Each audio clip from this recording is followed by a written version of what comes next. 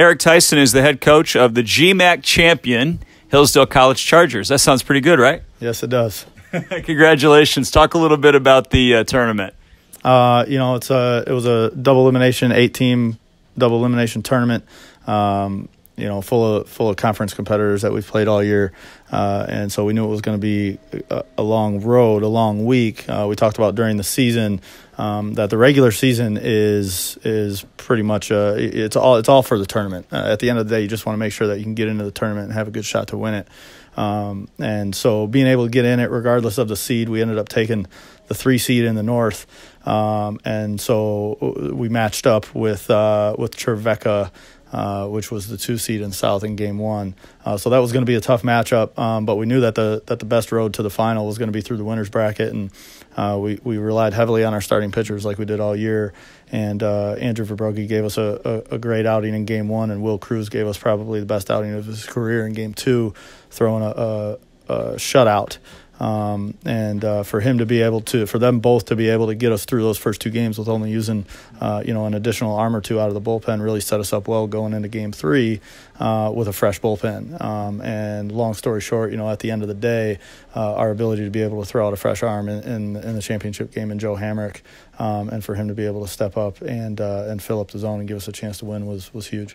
So you lose the first time to Kentucky Wesleyan, so the second game was the definitive game. And you go with Hamrick, who's a sophomore, not statistically one of your best pitchers maybe for the season. How confident were you though, that if you gave him the ball, he could deliver that kind of performance? Well, the decision on that was, that was essentially based on the fact that Kentucky Wesleyan was playing their 7th game in four days, and so we knew that they were depleted. We had a bit of a scouting report on their guys. We had watched them throughout the tournament, so we knew which guys had thrown how many pitches up until that point, and so we knew that they were going to be struggling depth wise in the bullpen.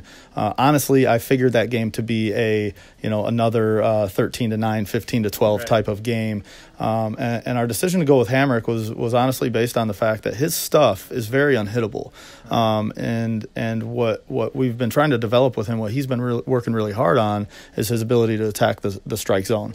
And we knew that because his stuff was tough to hit, that if it was in the zone, it was going to be hard for them to put barrels on the ball. And for their offense, very powerful, very dynamic offense, what we wanted to do was stay away from their barrels. And, if we gave them a couple freebies here and there, we knew we were going to score runs at the end of the day. So early in the game, the small ball type of stuff was not in the game plan, expecting it to be a high-scoring game. So we knew as long as Joe went in there and gave us a shot throwing his stuff over the plate, that their aggressive bats in combination with his stuff was going to give us a good chance to avoid barrels.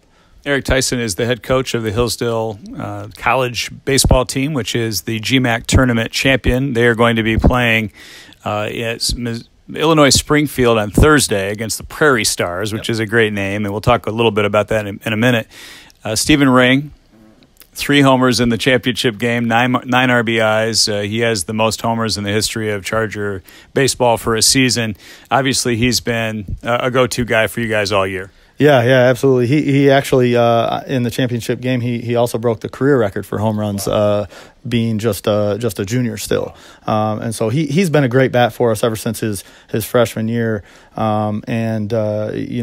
been our RBI guy in the middle of the order for the last 2 seasons. As of late, he had been struggling a little bit offensively, but what he's done a really good job of is, and he caught every single game in the tournament, and that's tough to do. And what he did a really good job of was maintaining his leadership role behind the plate through his offensive struggles. And that's hard to do. That's something that young guys need to work on. And this year, that's something that we saw him kind of emerge with that type of leadership, emerging as a leader through some offensive struggles, and still being able to manage our pitchers, manage a game plan defensively, and keep his teammates in it, because he knows as a catcher that his teammates thrive off his body language and his kind of leadership behind the plate. So for him, we knew his bat was going to come around eventually, as long as he stayed locked in behind the plate, and for him to explode like that for 3 home runs, 1 leaving the stadium completely in the championship game, it just really put a nail in the coffin for us. There's a great photo online that Brad posted of your seniors with their cap and gown on, so to speak, at the baseball field. They didn't get to go to their graduation ceremony. They didn't get to hear Mike Pence. Right. What was that like for them? Obviously, they want to be with their teammates and play in that game, but to not be at that ceremony is crazy, right? Yeah, you know what? To be honest with you, and this might sound crazy to everybody, including their parents, but every single year, that is the goal of our seniors, is to miss graduation. Obviously if you're missing graduation, that means you're playing for a championship. Right. And so they know that, and that's always the goal. One of our guys, Colin Heights, actually said to me, I was so confident in us this year that I didn't even order a cap and gown. And so, that obviously, the graduation is a special ceremony, and they've worked really, really hard to get to where they're at and to graduate from here. Just tough academically, and we ask a lot of them dedication-wise and time-wise on the baseball field, and for them to be able to do both and win a championship on graduation day and the day before Mother's Day, of course, a couple good Mother's Day gifts there for their moms. Before we talk about the game Thursday, just a couple of things that I thought were interesting. You obviously coached with your father, Gordy, who coached at Siena Heights for many years, and you share an office with him. You get along with your dad pretty well, it looks like, right? Yeah. We don't really have a choice, right? You spend every day with each other, it's a cool dynamic. I think we do a good job of giving each other, the space to work and the space to let our own personalities and energy affect the team in their own ways. To be honest with you, when we're in the field, we're actually on separate ends of the dugout, and so it's a great opportunity for our own personalities and energy to be able to affect the team in different ways. And so it's how lucky am I to be able to spend every day with. I grew up in the dugout, with him, and still being able to do that now to this day, every day. Sometimes I gotta remind myself how grateful and how lucky we are to be able to spend every day with each other like that. Well put, Eric. This is a baseball program that doesn't have a lot of, I won't say that it hasn't had tradition, but it hasn't had a lot of success from a win and loss standpoint or a championship standpoint. I was talking to Brad, maybe the first conference championship since the 1960s. Only the second time that the team has ever qualified for the Division II tournament. The first time was under your leadership as well. In 5 years, you've done an amazing job with this program. And what do you think has been one of or a couple of the keys to the turnaround with this program now heading again into the national tournament? I appreciate that. At the end of the day, I honestly just think it's about the kind of the quality of people that we get involved with this program. It's that the character aspect is a high priority for us in the recruiting process, and we just want to make sure that our guys are being good teammates to each other, and that our families are being good teammates. We're all in it for the same reason. We all just have different roles, whether it be the players, the coaches, the parents. Everyone plays a role, and no one individual is necessarily above another. We've got certain roles as coaches when it comes to scouting reports and preparation and things like that, and the players have their roles, and they're all equal, and without any of them, any one of them, you're not going to be able to achieve any sort of greatness. And so, long story short, it's been about the selflessness of the guys that have come through here. Even from before I was here as an assistant for 3 years before taking over as a head coach, and some of those guys that were here with me then that I got a chance to coach, those guys played a big role in this too. It all started honestly in some classroom sessions and just getting our guys to believe mentally that we were good enough to compete, that we were good enough to win championships.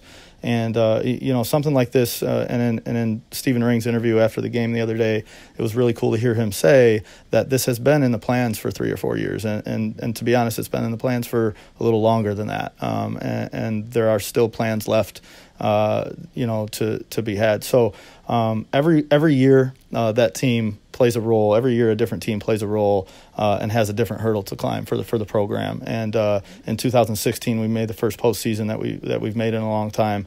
Made the first regional appearance, and those guys climbed that hurdle on their own. And this year, the guys took it upon themselves to say, okay, that 2016 team put us on the map. We got into a postseason. We need to finish the job and win a championship this year. And that's again, it wasn't on accident. It was on purpose. And these guys have worked really, really hard all fall long, from our mental toughness Fridays that we do every fall, all the way through the spring, all the way through playing 5 games in the conference tournament and being able to come out on top.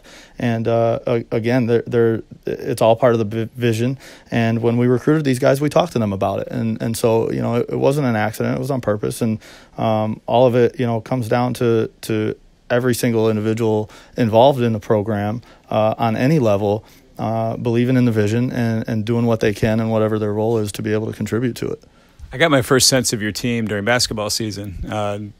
Ed, we were sitting up there broadcasting the games, and all of a sudden, through my headset, I could hear the crowd got a lot louder. And I looked down to the end, and there was the entire baseball team all together up in the stands, and they were lunatics. I mean, they were going crazy. And you could just feel, even across the gym, the vibe, the chemistry, the camaraderie of your kids, even in the off season, working out together and cheering on their classmates in basketball. You could tell there was something going on there that was good, and that has continued to grow as the season's gone along, right? Yeah, absolutely. And you know what? To be honest with you, it's larger than our program. That a lot of that specific instance, that goes back to Pat Gifford, our strength coach, and he's made a huge impact on the entire athletic department since he's come in, and you know what, he does that with every program, and that was part of their lift, that was part of their workout that day, where he said, hey, we've got teammates up in the gym playing a game, we need to go support them.